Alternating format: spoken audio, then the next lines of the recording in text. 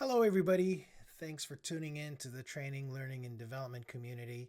I have a little presentation that I'm going to do here. I actually hosted this original topic last week for, I don't know, about 100 folks that registered, but it doesn't look like the recording was able to make it through. So I'm redoing this presentation.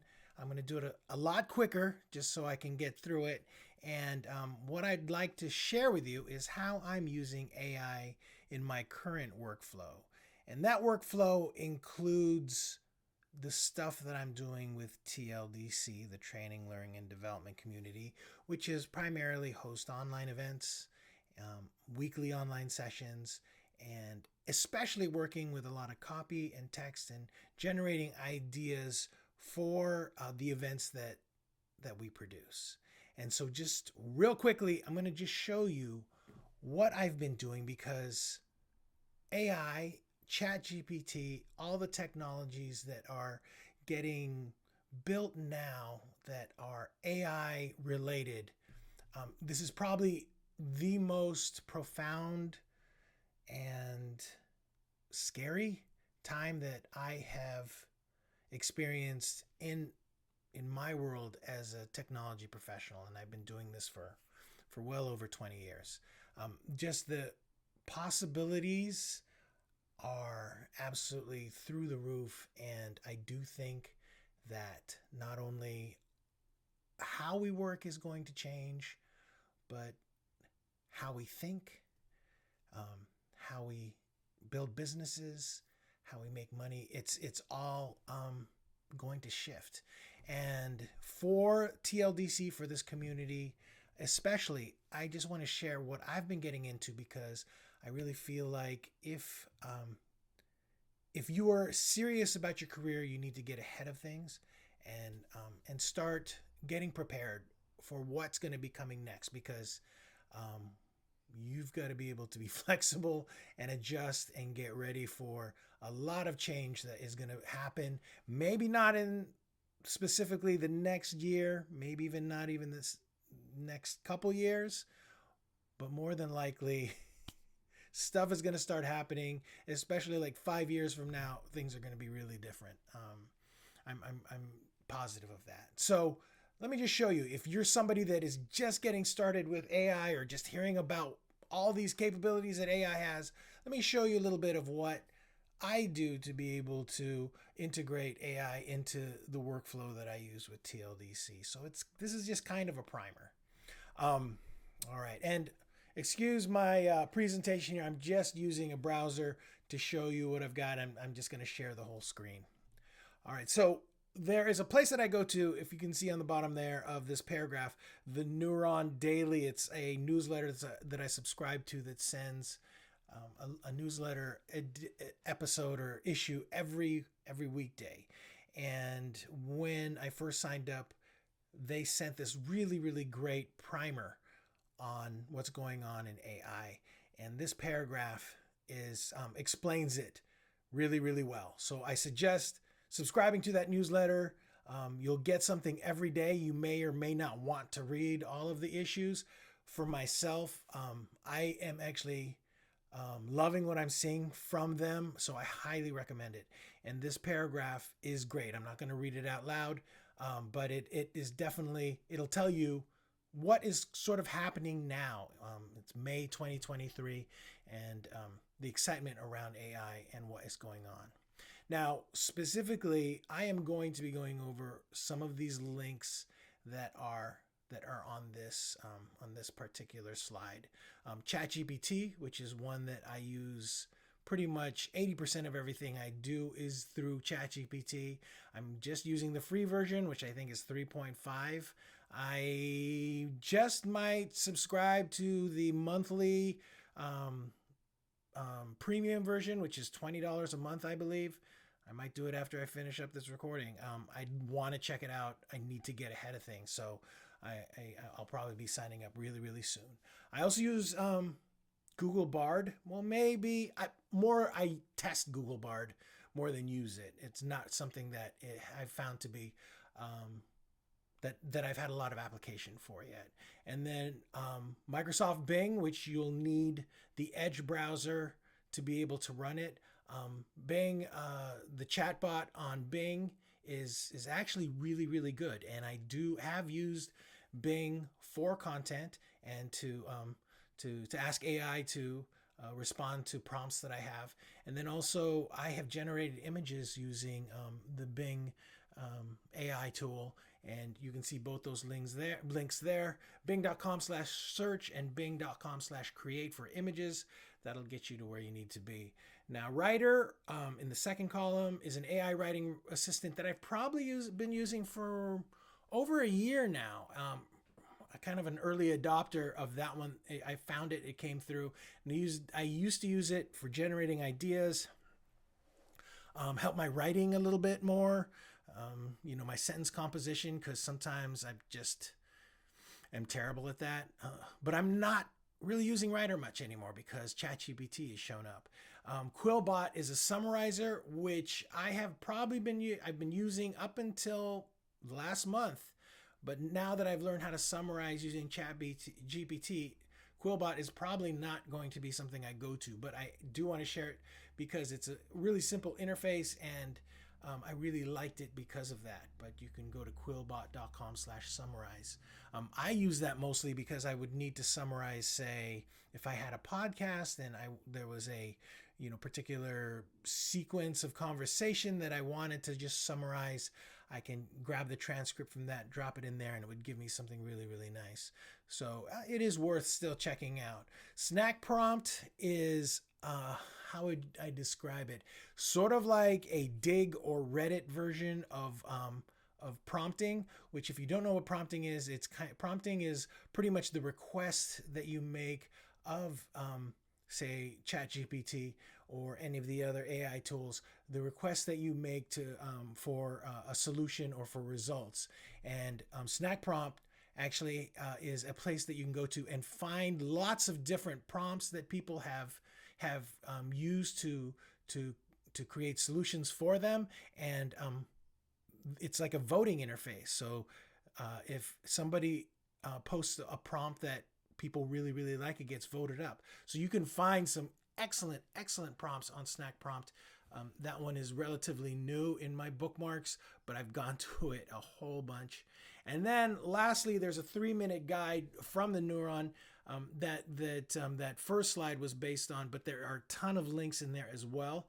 And so I'll be sharing this, the link to this slide deck at the end here, so that you'll be able to go to this and bookmark some of these links. So what do I do? What am I using ChatGPT and these AI tools for in my workflow?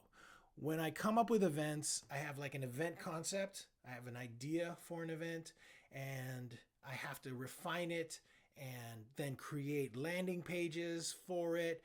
I go through the process of collecting other community members, requesting some help to put together an event. And so we all come together. We use a collaborative tool called Mural that we all work on finding speakers and finding relevant topics that would be good for the event. And so I'm able to start creating the landing pages and the session descriptions based on finding those speakers that are interested in sharing with us, and then just posting their bios, posting their session descriptions, getting the schedule up, all of that. And so this is basically my workflow, and I have been using ChatGPT quite a bit to help with building this out. Now, so the event concept, for instance, we have an event coming up on May 10th through 12th. It's called Learning by Doing. It's a games and gamification event for instructional designers. I'd come up with some ideas about how do I describe what this event is about. It's an event for instructional designers, but how would I ask AI to write or display some copy that I can post on the website? Well, I thought, what if I format it as an invitation? So the prompt that I used for this learning by doing conference to come up with an event description was write convincing copy inviting people to attend an online conference about games and gamification for instructional designers. Now I know that actual prompt is fairly primitive, but it really, really worked. It is now on the front page of the Learning by Doing landing page. You can see the link here. I edited it a little bit, not a whole bunch. I would say that maybe 70% of it was perfect for me. And I posted it. And honestly, I couldn't believe that I had this result. In as an event producer in the past, I would work with teams to do this kind of stuff. It would take us a good week or two with a team of 3 to 5 people to kind of come up with this. But it's amazing that ChatGPT was able to output this so quickly. I mean, literally less than 30 seconds, something usable, and it's ready to go. And that's one of the reasons why I think that this topic is so important, because I want people in the community to make sure that that they start using the power of this technology as soon as possible. Just because if you're good at it, if you start learning it and using it, I think that you'll have more possibilities in your career, maybe even job security or more options as far as your career is concerned as time goes on, because the folks that aren't able to do this are going to definitely get kind of filtered out. So with those prompts, although I'd come up with that one originally, and this was just a month or two ago, what I've learned since then is that you can actually change your writing, your request a change in the writing style in your prompts. You can actually ask ChatGPT to write in styles such as this: academic, argumentative, descriptive, philosophical, suspenseful, all these different styles. And I was amazed when I learned this, and I actually did take a live online course to learn this, but when I saw it, I couldn't believe it. And it further just amazed me at the power of ChatGPT and AI. So for instance, this inspirational style prompt. If I wanted to update that landing page content, I would use something like this. Your writing style is inspirational, motivating, and encouraging the reader to take action while incorporating personal anecdotes and positive affirmations. Write copy inviting people to attend an online conference about games and gamification for instructional designers. So that's a change in how I did my original one. And it came up with something like this. Are you ready to take your e-learning design skills to the next level? Are you looking for new and engaging ways to make your training programs more effective and exciting for your learners? And so on. It is more inspirational, more like, come on and, sign up for this thing. Let's go. Definitely has that tone to it. I was blown away. I was really, really surprised. But then let's try something a little different. What if we did it with this experimental writing style, where, the style was pushing the boundaries of traditional writing conventions while incorporating unconventional structure and language? Take a look at this. Here's the response for the experimental writing style. Are you looking to revolutionize your e-learning design game? Ready to level up your skills with some mind-bending game design techniques? Then come join us for an electrifying online conference dedicated to all things games and gamification and e-learning design. For me, still inspirational, but there are things like, we'll be blowing the doors off the traditional conference format and turning things up to 11 with an event that's packed to the rafters with cutting-edge ideas, mind-bending concepts, and trailblazing thought leaders. So not sure how experimental it is, but it's definitely a lot more exciting and usable. And that's a thing. Two completely, well, not completely, but very different responses. And this is something that you can use for free. So, this is a powerful thing. And so as I'm going through this, and actually have not changed the landing page copy from the original, sort of more primitive prompt that I had created, but I do like this part of it too, where you can refine the concepts. You can ask ChatGPT to simply refine or summarize or shorten the copy.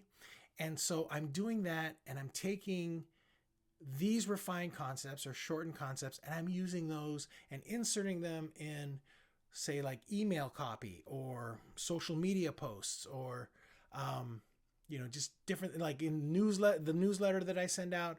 I can use that shortened, refined description from ChatGPT to place in there, because something with 500 words would just be totally inappropriate. Something really, really, something much shorter, which is this size, is very, very helpful, and it'll actually even shorten it more than this. And an example of that is, in a couple weeks, we're doing an event on May 15th with Ian Crook, and Ian had this idea where he wanted to do a session called "Why Training Teams Are a Waste," and kind of tongue-in-cheek, a little clickbaity. We're like, okay, let's have fun with it, right? So we're going with it. Why training teams are a waste. But what I decided to do was ask ChatGPT to come up with something that was a little more humorous in style. And so I created a prompt telling ChatGPT to write in a humorous style and explain why corporate training teams are a waste. And these are the results it came up with. Corporate training can be as exciting as watching paint dry. Trainers can be as boring as watching grass grow. Just this whole list, this bullet list of all of these humorous things related to why training teams are a waste. And so, just side note, join us on May 15th for that one. I think Ian is gonna be really, really great, talking about why training teams aren't actually a waste and what he did to make sure that his training team was operating optimally and with a lot of efficiency. But ChatGPT, incredible that it can come up with this stuff so quickly. What I did use was one small paragraph at the very end that sort of summarized everything about why training teams are a waste in a humorous way, and I use that as the description, and you can see that posted on his session advertisement. And so with that, you can see that, wait, let me go back to my style slide. From the event concept to the refinement to building the landing pages and session descriptions, I have relied on ChatGPT to come up with this stuff in multiple ways. And I do think that it's something that you should start to play around with, start to get comfortable with. Go to ChatGPT and get an account, or sign up for an account, and just bookmark that thing, put it in your browser bar, and have it there when you have ideas, when you have questions, anything. Just start using it on a regular basis. Get comfortable with it. I think that what I'm finding for myself is, like, what are the questions that you can't ask it? Because almost everything has worked for me. I have come up with a couple issues where I've asked for summaries that the output wasn't entirely accurate, or it was way too general, not specific enough. There are instances where it does that. You can actually, what I found is you can regenerate the response after you get something you don't like, and it might come up with something that's better and more focused and applies a lot more to what you're looking for. Try that, but I would say that ChatGPT maybe 70% of the time is great, but that 30% is definitely worth watching out for. So, so definitely keep an eye on that. So with that, I'm going to close this out by letting you know, or by sharing with some more links with you. Ethan Mollick is somebody from that I've been following. He has a website at oneusefulthing.org. He's an educator. He's amazing. I found out about him a couple months ago, where he had published a blog post about how he used ChatGPT, and I think maybe a couple other AI tools, how he used them to come up with a website and a marketing plan for a gaming product that he had created. And he gave himself a time limit of 30 minutes to come up with this full package of everything he needed to market his game. And he was able to do it. 30 minutes. Email sequence, social posts, even the structure of the website. He used AI to generate all of this stuff, and he was able to do it under 30 minutes. So you can find him at oneusefulthing.org. Also online, I've been kind of keeping an eye on LinkedIn, other places for instructional designers that are working with AI. Luke Hobson is somebody that is doing a lot of stuff now with ChatGPT. You can check him out at his website at drlukehobson.com. He has been on TLDC broadcasts in the past. Josh Cavalier, same thing. Josh is a wonderful guy. He is doing some work in ChatGPT. In fact, I think that's his primary focus now. I think it was last year where he was really, really getting heavy into it, and I was sort of watching that, fascinated by the journey that he's taking. He is definitely a media expert, an e-learning expert, but now he's really gotten into AI, and he offers workshops, and I think he's leading the industry at this point in AI and building learning content. Dr. Pooja Jaising, I just found a series of videos from her. Pooja did something on scenario-based learning. She has a YouTube channel. Check it out. There are only 3 videos, and I think they've all been loaded in this last week. But I watched all 3 of them. I couldn't believe what I was seeing. Definitely worth checking out what Pooja is doing. And then something to inspire you a little bit. I've got this. There is a Sal Khan from Khan Academy has a TED Talk where he feels like AI is going to level the playing field for education for everybody. He has a very, very positive spin on it. I'm sort of not as enthusiastic, but it's good. It's good that he's out there encouraging everybody.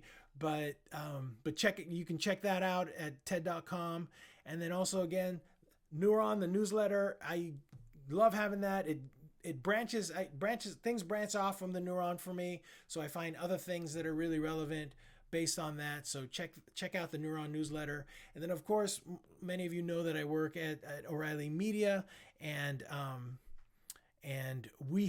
there is a lot of content on the O'Reilly website, especially on their the radar part, talking about AI, machine learning, all of that from definitely more a technical and advanced level, but it's worth checking out. O'Reilly has amazing insights on business and technology, and AI is definitely a focus. We just had a webinar recently, or actually it was a virtual event where 28,000 people signed up, and that just goes to show you, as when it comes to big tech and people that are programmers and technologists, there is a lot of interest in what is going on right now with AI. So I hope that this is helpful. I'll have a link to this slide deck in the description. Please start looking into using these tools. Get comfortable with using ChatGPT. I thought that when smartphones came out that it was going to be a revolutionary thing for learning and for just even for society, but this AI really has my head spinning. I'm just blown away by what the possibilities are, positive and negative. So it's something that we all really need to get a handle on, and just stay on top of it, because it is going to be, if you are working with anything digital, this is going to be a part of your world. So with that, I'm going to close this out. I hope you enjoyed the presentation. Sorry the original one didn't record, but hopefully this one will make up for it. And we'll see you next time. Thanks a lot.